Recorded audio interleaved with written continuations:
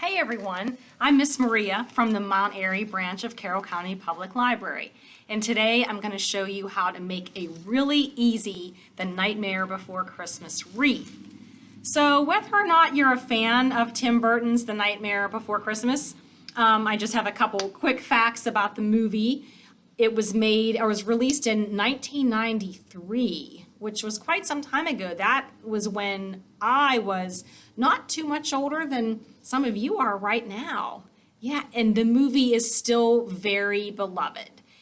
Some people like to watch it at Christmas, some people like to watch it at Halloween. And a really fun fact that I just learned about The Nightmare Before Christmas was I was reading on the internet just for some fun tidbits and trivia about the movie, and Tim Burton admitted in an interview that he got the idea because he grew up in California, where the seasons are not markedly different. So their weather is, beautiful, and they don't get a whole lot of changing of the seasons. So at the time when he was young, holiday decorations were really important and appreciated because it would mark, hey, when we're getting close to Valentine's Day, we're getting close to Easter. And he noticed that in the fall, the Halloween decorations started to be out at the same time as the Christmas decorations. Those two holidays started to meld together. And we see that in our stores today as well. But for Tim Burton as a child, the visual was very impactful, and that stayed with him, and that inspired him to write The Nightmare Before Christmas. So this is The Nightmare Before Christmas. This is a wreath that I made, and I love it because it's Halloween-y, and it's super easy to make, and I'll show you or suggest some ways that you can add your own embellishments on yours to make it unique to you. So all you need to make this wreath is, you won't believe this, a paper plate with the center cut out, and then some construction paper, and you can really use any Halloween colors that you want. I saw some made with orange and black, I saw some with purple and black, I saw some with all three, so it's really a personal preference.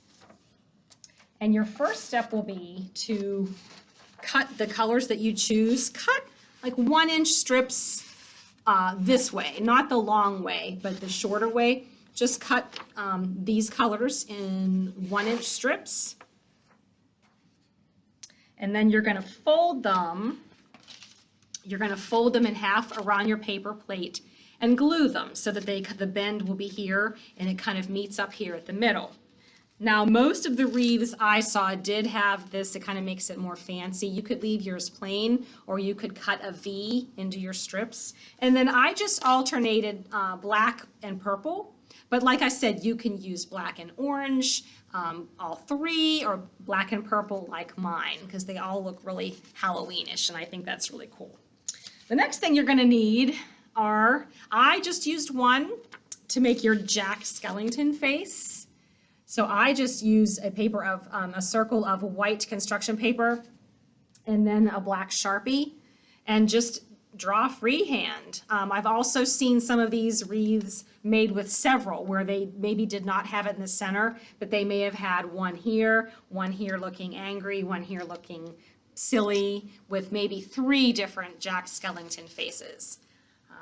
The last thing you will need, and you can make Jack Skellington's bat bow tie out of more black construction paper, and I just used white crayon.